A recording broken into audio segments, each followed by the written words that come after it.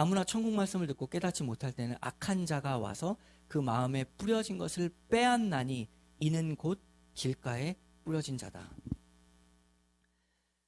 말씀이 싹이 트지 못하니까 빼앗아 가버려서 싹이 트지 못하니까 사람이 어떻게 되죠? 말씀이 없으니까 그게 저 땅은 그냥 길가구나. 그래서 사람이 더 길을 걸어갑니다.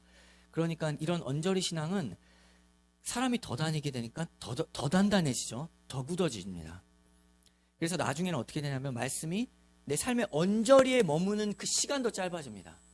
너무나 단단하니까 아예 들어가지 못하고 내 삶의 언저리에서도 짧아지는 것이죠.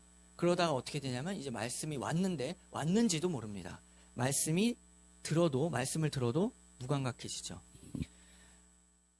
과연 이스라엘의 역사에서도 이러한 일들이 끊임없이 발생했습니다. 그들의 목이 곧고 패역하여 하나님의 말씀을 듣기는 하지만 아무런 변화가 없게 되고 더 이상 도전도 받지 않고 마음이 아파하지도 않는 그러한 무감각한 상태에 이르게 됐을 때 호세아 선지자가 이렇게 선포합니다. 너희가 자기를 위하여 공의를 심고 인애를 거두라. 너희 묵은 땅을 기경하라.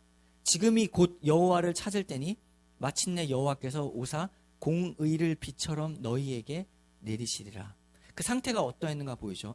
그 이하에 보면 너희는 악을 밭가라 죄를 거두고 거짓 열매를 먹었나니 이는 내가 내 길과 내 용사의 많음을 의뢰하였음이라. 그들이 왜 그랬죠? 거짓 열매를 먹고 악을 밭갈았는데 왜 그랬는가? 내가 내 길과 그리고 내 용사의 많음, 자기의 힘, 이스라엘의 힘을, 자기의 힘을 의지하였더니 그들에게 있어서 그 마음이 길가와 같아졌다는 것이죠. 근데 어떠한 일이 발생하냐면은 그들이 자기의 힘을 의지해서 잘 될 것이라고 생각했는데 14절을 보면 그러므로 너희 백성 중에 요란함이 일어나며 내 산성들이 다 무너지며 살만이 전쟁의 날에 베라벨을 무너뜨는 것 같이 될 것이라. 그때 어머니와 자식이 함께 부서졌도다. 너희의 큰 악으로 말미암아 베델이 이같이 너희에게 행하리니 이스라엘 왕이 새벽에 정령 망하리로다. 길가에 떨어진 씨와 같은 영적 토양이라면은 그냥 그러고 마는 게 아니라 그 길가라는 것이 하나님의 말씀이 언저리에 있기 때문에 하나도 생명력이 없다는 것이죠. 자기의 힘을 의지했는데 오히려 그 자기의 힘으로 힘들이 있으니까 그 힘을 가지고 싸우는 겁니다. 망해버린다는 것이죠. 거기서 호세아의 선포가 무엇이냐면 묵은 땅을 기경하라. 묵은 땅을 기경하라. 기경하라라는 히브리어 뜻은 그대로 문자적으로는 갈아엎으라는 겁니다. 갈아엎어서 밭을 일구라. 완전히 처음부터 다시 시작해라. 나의 마음을 새롭게 하라. 그렇게 우리가 기도해야 됩니다. 이것은 이스라엘 백성들을 볼 때 이스라엘 백성들이 다른 어떤 세상의 민족들에 비해서 되게 나쁜 백성들이 아닙니다. 그냥 평범한 것이죠. 그냥 죄악의 성품을 가지고 있는 평범한 그냥 사람의 아주 나빠서 이런 게 아닙니다. 그냥 죄악된 성품을 가지고 있는 모든 사람들과 동일한 것이죠. 우리 역시도 마찬가지입니다. 우리가 되게 못된 사람들이 아니죠. 그러나 그 되게 못되지 않은 것으로 인해서 우리가 우리 자신의 하나님의 말씀이 어떻게 들어가고 있는가를 놓치고 있을 때가 너무나 많고 있죠. 특별히 죄를 짓지 않으니까, 대단한 어떤 그 악을 저지르지 않으니까 하나님의 말씀이 나에게 지금 어떠한 상태인지를 모를 때가 너무나 많습니다. 그때 주님께서 이렇게 말씀하시죠. 갈아엎으라.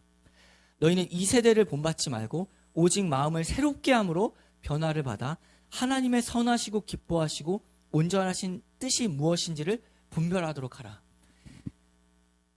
내 마음을 새롭게 해야 됩니다. 성령의 도우심으로 내 마음이 새롭게 되어야 된다는 인식이 있어야 된다는 것이죠. 싹이 나기도 전에 이렇게 하나님의 말씀이 들어오지 못하게 방해하는 것이 언제나 있고 우리의 매순간의 일상은 이러한 영적 전쟁에 우리가 한가운데 있습니다. 말씀이 싹이 나지도 못하게 하는 전쟁 속에 있다는 것을 우리가 인식해야 되죠. 그리고 두 번째로는 돌밭이 있습니다. 돌밭은 싹이 난 후의 방해를 보여줍니다. 이렇게 말씀의 역사를 방해한 일이 싹이 나기 전에도 싹이 난 후에도 일어난다. 지금 이 말씀을 들어도 오늘 하나님의 말씀을 지금 이 순간 들어도 지금 이 순간 당장부터 하나님의 말씀이 싹이 나지 못하게 하는 현실이 매 순간 일어난다는 것이죠. 돌밭이 무엇이냐면 일단은 싹은 납니다. 그래서 싹은 나지만 싹과 뿌리는 다르죠. 우리가 그 씨앗이 싹이 난 것을 보고 뿌리라고 말하진 않습니다. 싹은 나는데 그게 뿌리가 없습니다. 뿌리를 내리려고 했더니 왜 없느냐? 바위가 아래에 있어서 뿌리가 내리는 것을 단단히 가로막고 있다는 것이죠. 그러니까 이 상황을 봐야 됩니다. 싹이 나는 것이 진행됐는데, 그러니까 믿음이 점점 시작되는 것처럼 보이는데 그 중간 과정에서 딱 어떤 분기점을 만나는 거죠. 돌이 앞에 있는 겁니다.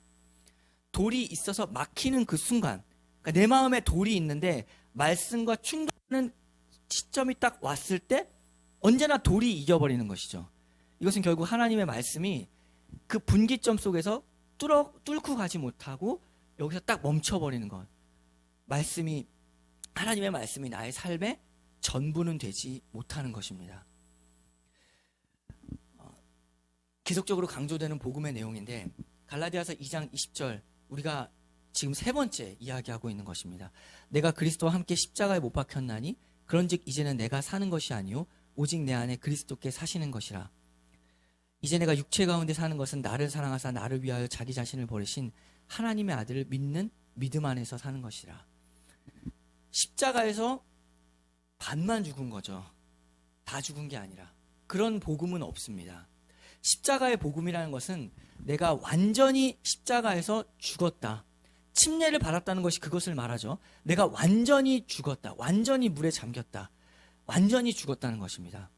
오직 내 안에 그리스도가 사는 것, 곧 믿음 안에 사는 것, 이러한 인생의 분기점이 올 때마다 이 말씀을 붙들어야 됩니다. 복음을 정확히 아는 것이 중요한 것은 내가 아직 어떤 상황이 있을 때 어떤 화가 나고 죄를 짓고 미움이 나에게 찾아왔을 때 내가 아직 안 죽어서 그래 라고 생각할 것은 복음을 잘못 이해하고 있는 것이죠. 그렇게 내가 아직 안 죽어서 그래가 아니라 나는 죽었다, 이미 죽었다, 지금도 죽어 있다라는 그 사실을 붙잡는 거지. 내가 아직 안 죽어서 그런가 보다. 그건 복음이 아닙니다. 나는 이미 죽었다라는 것이죠. 그거를 붙잡는 게 믿음입니다. 내가 살아있어서 그래. 내가 아직 안 죽어서 그래. 라는 것은 복음을 오해하는 겁니다. 그때 죽었다니까. 지금 왜 이러냐면 내가 죽었다는 사실을 믿음으로 받아들이지 않는 것이라서 믿음이 부족한 것이지 내가 아직 안 죽어서 그래 라고 하는 것은 복음을 이해하지 못하는 것이죠. 이때는 복음을 선포해야 됩니다. 나한테 이러한 것들이 올라올 때 내가 죽었지. 나는 죽었어. 그리고 지금도 죽어 있고 지금 내가 살아가는 것은 그리스도가 사시는 것이고 믿음 안에서 사는 것이라는 것을 놓치는 그 믿음에 대한 부분이지 아직 안 죽은 게 아니라는 것이죠. 여기에 대한 오해가 굉장히 많습니다. 사람과의 관계에서 화가 납니다. 분노가 치밀어 오릅니다. 세상 사람들은 이렇게 하죠. 그 관계를 끊어라. 삭제하라. 그 관계를 끊는데 그 분노가 해결되십니까? 화병 걸리죠. 그 사람을 만나지 않더라도 언제나 함께하고 있는 나의 마음이 있습니다. 그 사람 안 봐도 내 마음은 내가 어느 곳에 가든지 내 마음에 있는 것이죠. 그럴 때 내가 아직 미움이 있어. 내가 살아있어서 그래. 내가 아직 안 죽어서 라고 그래. 그렇게 말하는 것이 신앙이 아니라 신앙은 무엇이냐면 믿음이라는 것은 무엇이냐면 내가 죽었다는 사실을 내가 지금 놓쳤다는 겁니다. 내가 살아있는 게 아니고 내가 아직 안 죽은 게 아니고 죽었다는 사실을 내가 그 믿음 주님과 함께 가까이 그 주님의 그리스도 안에서 거하지 않은 것이라는 것이죠. 나는 복음을 선포해야 됩니다. 나는 죽었습니다. 그리고 지금 죽어 있습니다. 그리고 내가 사는 것은 그리스도 안에 사는 것입니다. 내가 그 복음을 놓쳤습니다. 진정한 복음을 놓치고 있었습니다. 라고 하는 것이죠.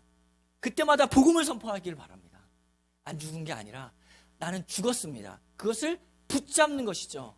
그게 믿음입니다. 언제나 이런 순간이 올 때마다 나의 마음 가운데 분노가 일어나고 관계의 어려움과 어떤 뇌 순간이잖아요. 하루에도 우리가 어떻게 실수하지 않고 어떻게 죄를 저지지 않고 마음으로도 죄를 짓는 우리 가운데 늘 복음이 우리를 변화시키게 해야 됩니다. 죽었다는 사실을 놓치지 않는 이 복음, 그리고 내가 죽었다는 사실, 그리고 나는 그리스도 안에 산다는 이 사실을 붙잡는 복음이 우리를 살리게 한다는 것이죠. 그렇게 영적인 방해가 옵니다. 계속적으로 우리가 복음을 놓치게 하는 수많은 일들이 매일의 삶 속에서 전쟁처럼 일어나죠. 마귀가 정말 우는 사자처럼 우리를 무너뜨리려고 합니다. 복음을 복음 되지 않게 하는 매일의 현실 속에 우리를 몰아가는 것이죠. 그때마다 복음을 기억해야 됩니다. 세 번째로는 어떠한 일이 이제 일어나냐면 끝까지 붙잡고 물귀신처럼 말씀이 싹이 트지 못하게 하는데, 첫 번째가 길가였죠. 싹 나기 전에 방해했고, 이제 싹 나고 방해합니다. 그 다음에 어떻게 하죠? 싹이 나고 뿌리까지 났는데도 방해하는 마귀의 역사가 끊임없이 우리에게 있는 것이죠. 참으로 마귀는 근신하라, 어떠한가? 근신하라 깨어라, 너희 대적 마귀가 우는 사자같이 두루다니며 삼킬 자를 찾나니 너희는 믿음을 굳게 하여 저를 대적하라. 이는 세상에 있는 너희 형제들도 동일한 고난을 당하는 줄 알미니라. 늘 기억해야 되죠. 나의 삶의 마귀의 영향, 마귀는 언제나 전성기다. 마귀가 이렇게 힘이 없는 적이 없습니다. 늘 왕성하며 사자처럼 그 힘을 가지고 두루 다닐 자를, 삼킬 자를 찾는다. 내 삶에서 연속해서 들어옵니다. 말씀이 열매를 맺지 못하게 연속해서 들어오는 것이죠. 어떻게 방해하냐면, 이제는 가시떨기죠. 싹도 났고 뿌리도 났습니다. 그런데 가시떨기에 뿌려져서 말씀을 들으나 세상 염려와 재물의 유혹에 말씀이 막혀, 여기서 막히라는 건 질식한다는 거죠. 결실하지 못하는 자요.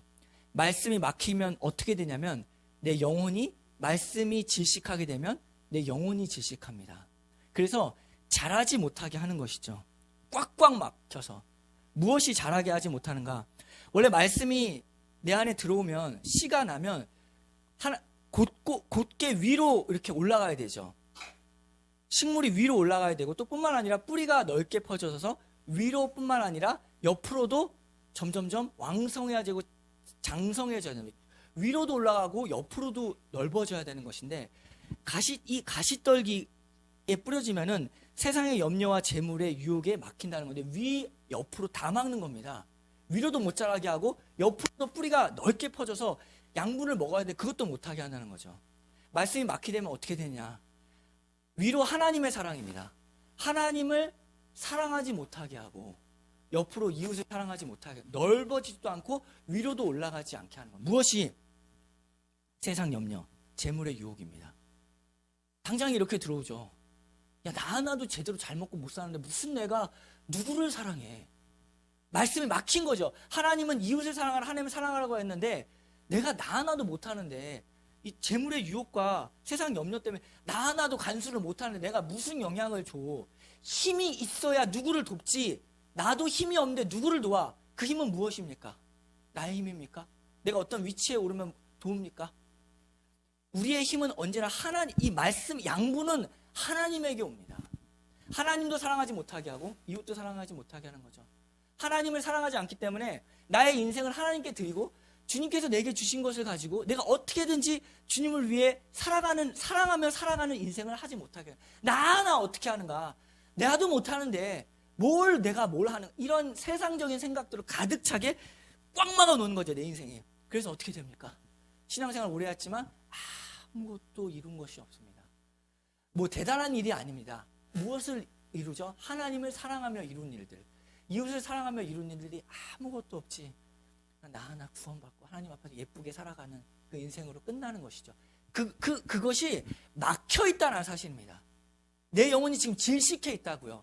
안전해 보이지만 안전한 게 아니라 이 주변의 가시떨기에 지금 가시떨기로 막혀 있는 것이지, 그게 안전이 아니라는 것입니다. 하나님을 사랑하여 나의 영혼이 뚫고 나가야 됩니다. 가시떨기를. 하나님을 사랑하여 이웃으로 나가야 되는 것이죠. 그 모든 것들, 세상 염려, 재물, 늘 얘기하죠. 예수님 믿는 사람은 염려는 없다. 계획은 있지만 염려는 없다. 미래를 준비하지만 준비는 있지만 염려는 없는 인생이다. 이거 붙잡아야 됩니다. 염려 없는 인생입니다. 준비하고 계획하십시오. 그러나 염려하는 것은 아닙니다. 염려하는 것은 정확히 말하면 분리될 때 일어나는 것이라고 했죠. 두 개를 붙잡으면 그때 염려가 됩니다. 내 마음 가운데 염려란 충돌입니다. 하나님을 붙잡고 또 하나를 붙잡고 있을 때 일어나는 일들이 바로 염려죠. 하나님을 붙잡으며 준비하고 하나님을 붙잡으며 계획하는 것은 염려가 아닙니다. 고민하는 것도 염려가 아닙니다. 주를 향한 거룩한 고민이 있습니다. 그것은 염려가 아니죠. 이러한 것들이 말씀이 싹이 나지 못하게 방해하고 있습니다. 우리가 한 가지 주의할 점은 좋은 땅에 뿌려졌다는 것인데, 생각해 보시면 처음부터 좋은 땅이란 없습니다. 우리가 좋은 땅이었습니까? 우리가 가시떨기였고, 우리는 돌밭이었고, 우리는 길가였습니다. 단단하고 굳어졌었죠. 그 다음에 돌이 나를 막고 있었죠. 말씀이 자라지 못하게. 가시떨기가 세상의 염려, 재리의 유혹들이 우리를 가득 차게 했습니다. 처음부터 좋은 땅이란 없습니다. 하나님의 나라, 이 천국이 무엇이냐? 천국은 은혜의 나라라고 하죠. 참으로 은혜의 나라입니다. 주님께서 나의 마음밭을 기경하셔서 갈아엎으셔서 주님이 우리를 좋은 땅으로 만들어 주신 겁니다. 참으로 은혜의 나라입니다. 좋은 땅에 뿌려졌다는 것은 말씀을 듣고 깨닫는 자니, 말씀을 듣고 깨닫는 것은 하나님의 은혜로 가능한 것이죠. 그 은혜로 가능한 은혜의 나라가 천국이라는 겁니다. 천국은 하나님의 나라, 은혜의 나라죠. 우리가 그 은혜 아래 거하는 사람들입니다. 어떠한 말씀을 듣고 어떠한 일들이 일었을 때 결국에 우리를 자라게 하는 분이 누구신가를 주목해 보기를 바랍니다. 고린도전서 3장 6절을 보면 나는 심었고 아볼로는 물을 주었을 때 오직 하나님은 자라게 하셨나니. 성령이 우리의 마음밭을 기경하셔서 주께서 우리를 좋은 땅으로 만드시고 하나님이 우리의 마음 가운데 말씀이 자라게 하시는 분입니다. 우리에게 요청되는 것은 무엇일까요? 주님이 우리를 좋은 땅으로 만드셨습니다. 성령이 기경하셔서, 나의 마음의 땅을 성령이 기경하셔서 하나님이 그 말씀이 자라게 하셨습니다. 우리에게 바라는 것이 무엇일까요? 그 좋은 땅에 걸맞게, 그 은혜에 걸맞게, 하나님의 자녀에 닿게 그 은혜 아래 살아가기를 주님이 원하십니다. 그 은혜 아래 살아가기를. 그리하여서 주님이 주신 이 시간들과 주님이 주신 것들을 가지고 주님의 열매 맺는 그 발걸음에 우리 역시 맞춰서, 그 발걸음에 맞춰서 성령을 따라 행하기를 주님께서 원하시는 것이죠. 주님이 주시는 인생, 주님이 열어가는 인생은 언제나 그 열매가 어떠한가? 100배, 60배, 30배. 주님이 풍성하게 나의 삶에 열매를 맺어가기를 원하시고 그렇게 일하시는 하나님이시다.